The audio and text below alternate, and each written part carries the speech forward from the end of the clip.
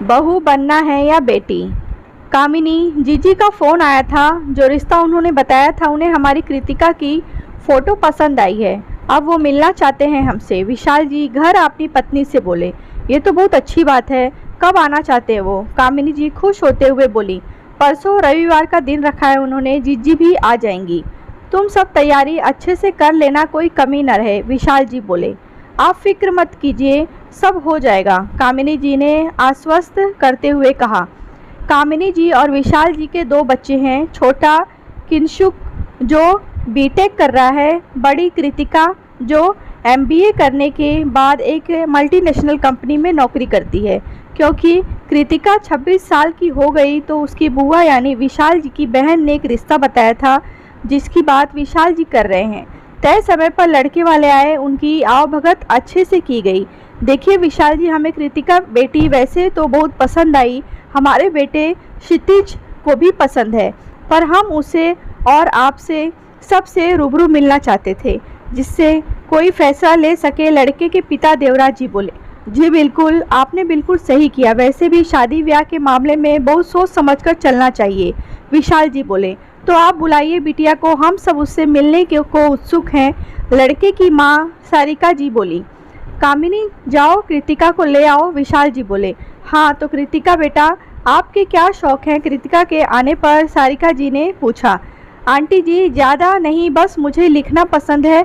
घर सजाने का शौक तो बचपन से है मुझे, साथ ही थोड़ा बहुत घूमने का।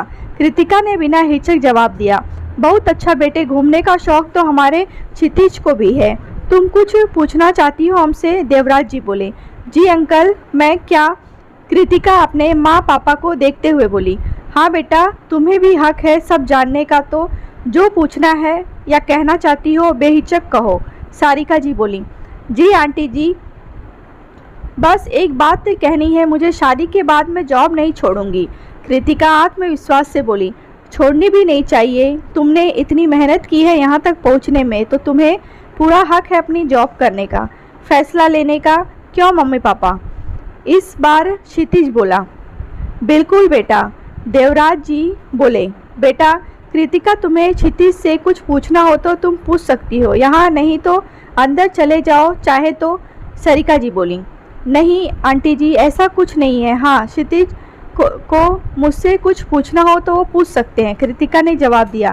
कृतिका, आपके इस आत्मविश्वास को देख मुझे कुछ नहीं पूछना, बाकी जो कुछ है मम्मा पापा डिसाइड करेंगे, क्षितिज ने जवाब दिया।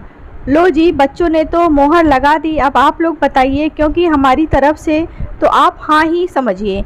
हमारी कृतिका आपके घर बेटी बन के रहेगी, ऐसा हमें यकीन है। कृतिका की बुआ सुधा जी बोली। माफ़ कीजिएगा सुधा जी, पर हम कृतिका को बहू बनाने आए हैं, बेटी बनना उसके हाथ में है। सारिका जी बोली। जी हम कुछ समझे नहीं। कामिनी जी बोली। देखिए गुंजन हमारी बेटी है, इसे गलत बात पर मैं डांटती भी हूँ और रोकती भी हूँ, जैसा कि हर माँ अपनी बेटी के साथ करती, आप भी कृतिका के साथ करती होंगी। सारिका जी ये बोल कामिनी जी को देखने लगी।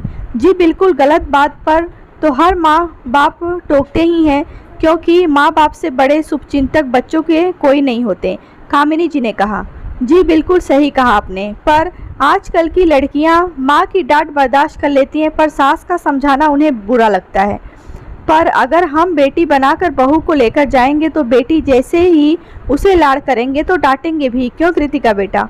और अगर बहू लेकर जाएंगे तो लाड़ तो लड़ाएंगे, पर वो रिश्ता नहीं बन पाएगा जो मेरा गुंजन के और आपका कृतिका के साथ है। इसीलिए मैंने कहा कि हम बहू लेकर जाएंगे, बेटी बनना कृतिका के हाथ में है, क्योंकि ताली दोनों हाथ से बजती है। मैं माँ तभी बनूंगी जब कृतिका बेटी बनना चाहेगी। सारिका जी ने हंसते हुए कहा। सच में सारिका जी आपने बहुत अच्छी बात कही। बेटी बनाने का मतलब सिर्फ बेटी की तरह आज़ादी ही नहीं, बल्कि व्यवहार भी बेटी की तरह ही किया जाए, तभी तो इस बात का सही मतलब निकलता है। विशाल जी बोले। हाँ तो कृतिका बेटा, अब तुम सोच लो, तुम्हें बहू बनना है कि बेटी? देवराज जी हंसते हुए बोले। आंटी जी, आप मुझे अपनी दूसरी बेटी बनाएंगी? कृतिका सारिका जी के पास आ बोली। बिल्कुल बेटा, पर आंटी नहीं मम्मा कहो। सारिका जी कृतिका को गले लगाते हुए बोली। और पापा मम्मा, मैं आपका दूसरा बेटा बनने को तैयार हूँ। क्षितिज कामिनी जी और विशाल जी से बोला। बेटा आपको तो हमने देखते ही अपना बेटा मान लिया था। विशाल जी क्षितिज को गले लगाते हुए बोले। लो जी, तो रिश्ता तो हो गया तय, अब तो मुंह मीठा कराइए आप समधन जी। देवराज जी कामिनी जी से बोले। बिल्कुल भाई साहब। कामिनी जी ने सबको मिठाई दी। विशाल जी ने देवराज जी को मिठाई खिला गले लगा लिया और सारिका जी ने कामिनी जी को। हमारे परिवार में आपका स्वागत है भाभी, बहुत जल्दी आपको बाजे गाजे के साथ ऑफिशियली अपना बनाकर ले जाएंगे हम। क्यों भैया? गुंजन कृतिका को गले लगाते हुए बोली। गुंजन के ऐसा बोलने पर कृतिका और क्षितिज दोनों शर्मा गए और सभी हंस पड़े। दोस्तों, ये सच है, बेटी सिर्फ कहने से नहीं बना जाता। सास को माँ सास मान लिया जाए और बहू को बेटी सा लाड़, तभी रिश्ते सार्थक होते हैं। यहाँ सारिका जी ने सोच बिल्कुल सही है मेरी नज़र में। और आपकी कहानी अच्छी लगी हो तो लाइक करें, शेयर करें।